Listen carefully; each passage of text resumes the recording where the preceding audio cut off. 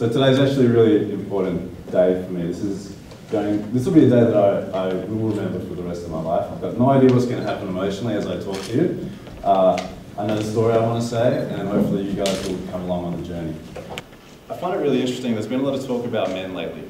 And while I was getting what I wanted to say together to talk to you, I looked at this video which analysed what makes a TED Talk successful. It said, do not talk about men. So I found that pretty interesting. And then there's been articles, there's a recent book that came out called The End of Men. Everyone's prophesizing that this whole change in the way that men are, kind of the stuff that made us successful through evolution, is no longer quite working, and what that's going to mean. And they're using statistics about employment rates and education to tell this story. I'm not going to use any of that today. I'm just going to tell you my story. And so there are no slides, just one guy, funny accent, a fancy shirt, right, telling you about what I've been through and how that's made me think about men. And what's interesting, I was talking to my son about what I was going to talk about this morning, and I've talked to a few friends, there's a couple who self-identify as feminists. So I'm going to be talking about men, and I told them the story, and most of the time they say, well, what about women? My son said, what are you talking about men and boys, what about girls? And I think that's kind of part of the problem, that we can't talk about men without it being about women. And so for you to even come on this journey with me, you need to accept that it's okay for a man to talk about men, and for that conversation to happen without it just being about women. Okay? So let's start. We're going to start with a question. And the question is, how well do you really know the men in your life? Okay. Over the next few minutes, as I talk and tell you my story, the only point of this story is what's going to happen in your minds and the action you take after it. As I talk, faces of men that you know, brothers, fathers, husbands, ex-husbands, and sons, boyfriends, ex-boyfriends, bosses, these faces will flow through your head. Right? And as they do, I just want you to think about how well you really know them. Have you ever caught one of your life's men crying and snatched clarity from his tears? Have you ever seen rage captivate one of your life's men and cast him off somewhere in the distance, flaccid and lost? I believe that the world would be less strange if we stopped making strangers out of men. We tend to know men through their interests and their deeds, and by deeds I mean heroics and their villainies, but we often don't know the rest of them. And they carry around secrets, and those secrets hurt them, and when you're hurt, it's easier to hurt other people. So again, through this talk, I just want you to think, how well do you really know your life's men? And are you able to wade through their interests and their deeds to the rest of them? I'm going to tell you some secrets that I'm ready to shed, some secrets that I've grown up in, and that's why today is actually really important to me. Most people, I write and I talk at events, but most people don't know any of this about me. And the point is that you go away and do something with this stuff. Back in the 1980s, Sydney, Australia, I used to wake up at 5 AM. I loved early morning television. I would bound out of the bedroom into the living room and choose delicately, very selectively, something to watch. We had 5 channels, 2 of which weren't even awake yet, right? But it was always something very ponderous. And I would inevitably fall on something like Lost in Space. And it was always a bit of fun. Sometimes I'd get restless in the ad breaks, 5:30 AM might come around, and I would change channels. And I might just sit with the test pattern, the ABC, the Australian ABC test pattern. You know those funny images with the music, you know? There's always a really busy time for me while the rest of the house slept. One such morning, I think I was about 8 years old. I bounded out of bed, I made my grand entrance into the living room, and I looked across the backyard into the garage, and it was empty. So I did, and a couple of years earlier, my dad had left. And I don't know if this is a real memory or I've made it up somehow, but as he left, I grabbed his leg. It's about this tall. Grabbed his leg, And he just calmly told me that he needed to leave. And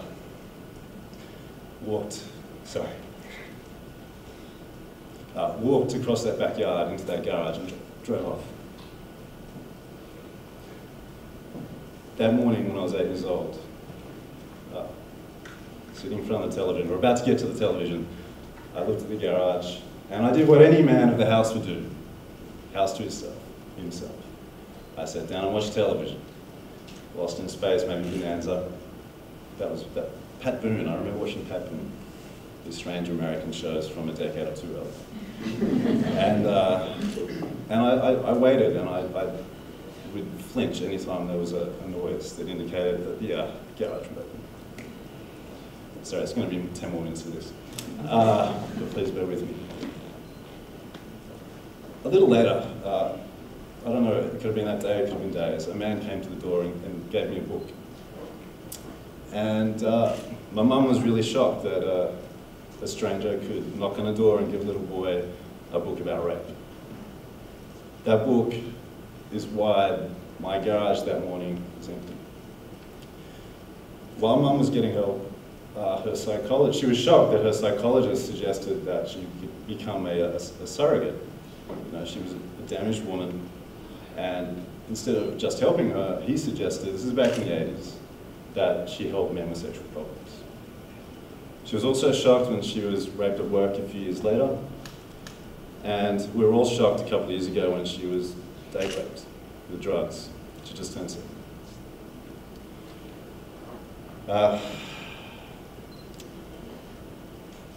So what's also interesting is that she was a counsellor. So we grew up as kids with her horror stories. And some of those also included the fact that she went through, she lost her first fiancé in a car crash in England, and then she lost her first fiancé in a car crash in England. And then when she had her own car crash, and her face got so smashed up that the judge publicly said she was so ugly no man would ever marry her. This was in the papers. So maybe the rape situations weren't so shocking after all. She was a counsellor. We grew up around her horror stories and her books that tried to make sense of men. As a little kid, I loved their titles. The Peter Pan Syndrome was one of my favourites. It was something I thought I wanted to catch until Mum pointed out that every man we knew had it. But it's always stuck. Mum also ended up running one of the first singles clubs in Australia when being middle-aged and divorced, or middle-aged and single, was essentially taboo. You know, we felt that. Our family was quite isolated growing up. So we grew up with stories of broken men and women complaining about them. I would see women getting divorced from men, popping champagne in our place. And so I kind of grew up as a young man, the man of the house as a kid, seeing these really interesting behaviours and often really negative behaviours.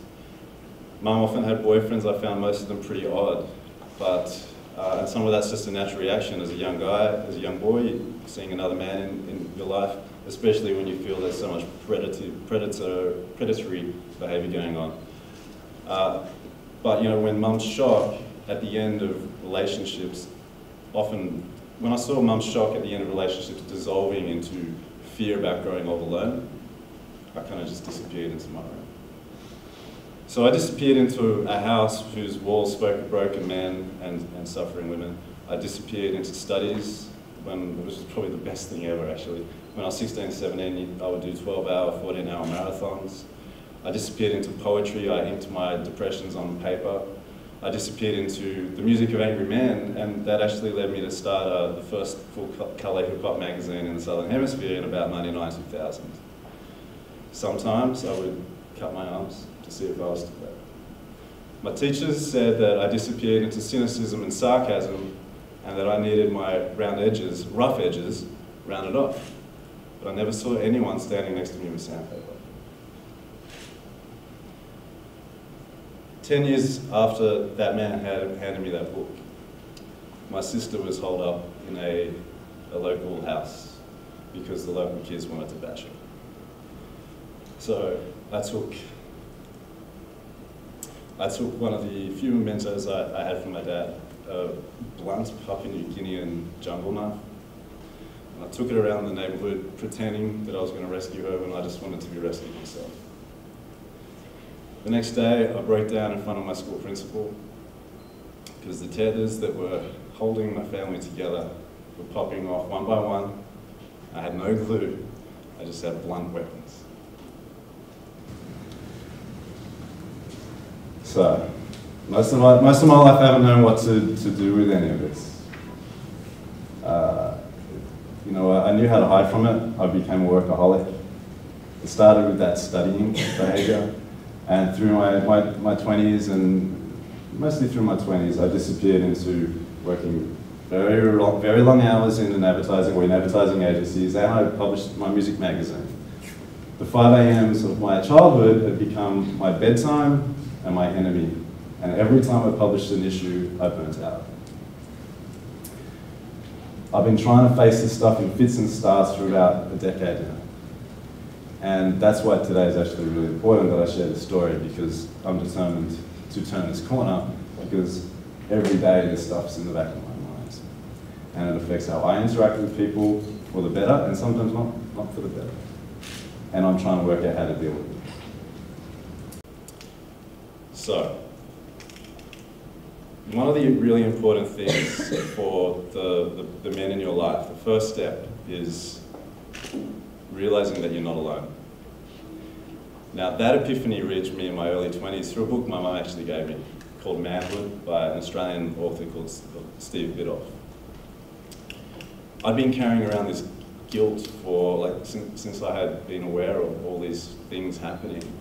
As the young man of the house, I wondered how I could have done better to protect my mum and my sister.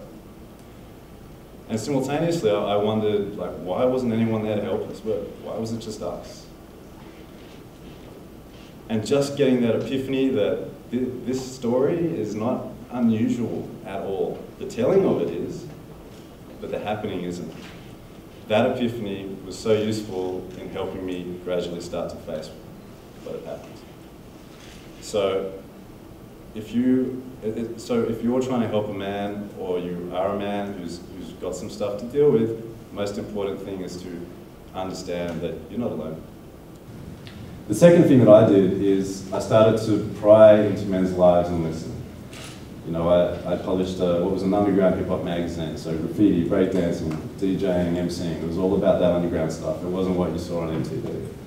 And typically the interviews of those days would talk to guys. Often it was guys, right? It was typically a man's world, at least the scene that I grew up in, and a violent world as well.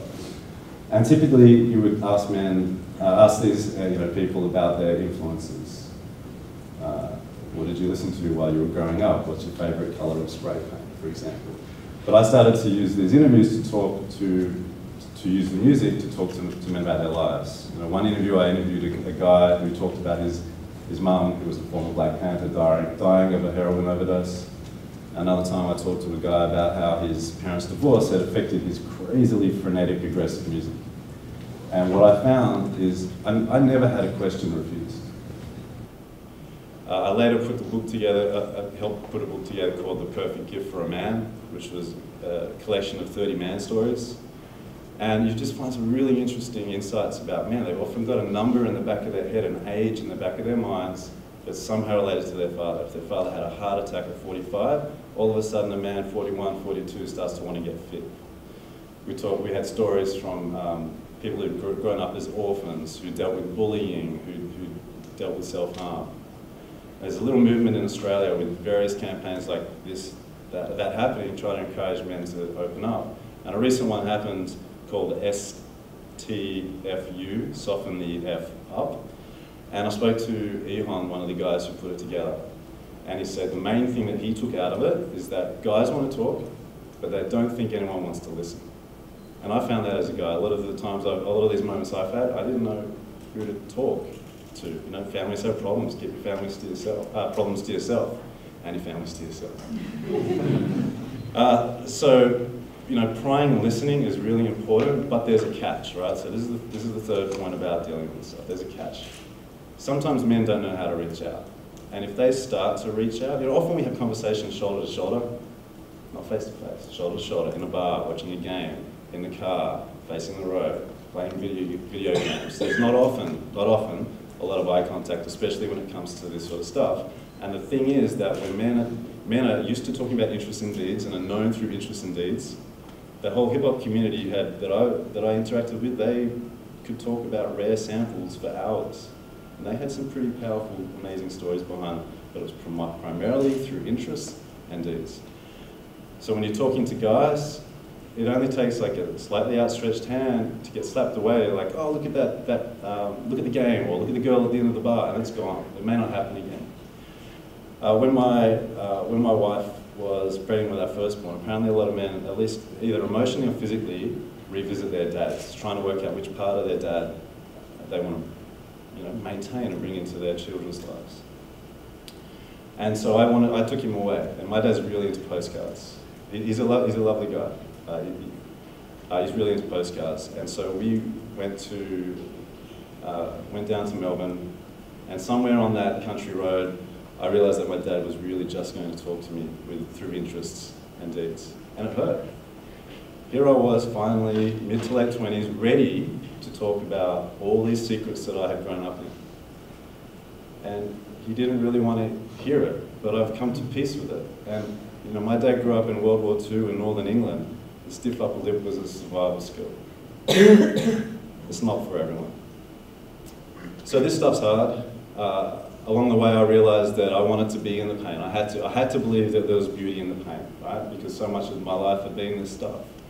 One of the most beautiful moments happened when the guy I was with couldn't even talk. My granddad. They put him into palliative care. They knocked him out. And my initial reaction was, I don't know how to deal with this. I don't know. I need to just go home. But I decided to spend the last 4 days of his life with him, with as many hours as possible in the hospital. I cuddled him, I held his hands, I massaged his feet, I wrote poetry, and somewhere along those last 4 days, this death rattle kicks in. I don't know if you've ever heard it, but it's this amazing sound of someone taking very deep breaths in, it rattles, and then out.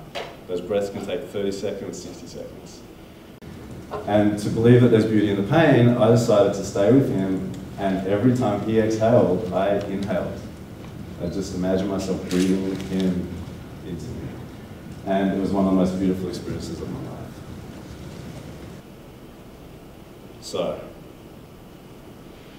now I want you to think about the men in your life, and how well you really know them, and whether you're prepared to get beyond their interests and their deeds and wade through to the rest of them. Secrets hurt, and when you're hurt, it's easier to hurt other people.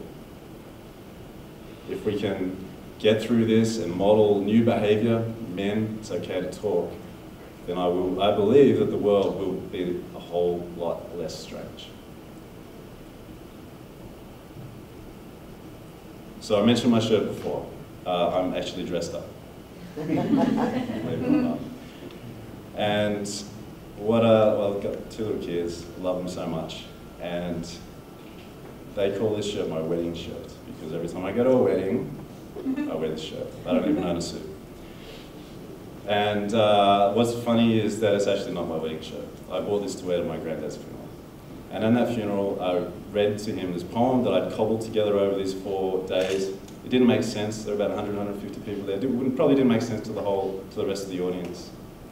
After I'd read it, and after the funeral had finished, this man from another generation came up to me. A whole other era. For World War II, veteran kind of guy, very stoic. And he was crying the way that funerals make you cry, when you cry for all of your life's losses at once before you head outside to the sunlight. He steadied himself, he gathered himself, he shook my hand, and he said to me, I wish I could have talked to my dad like that.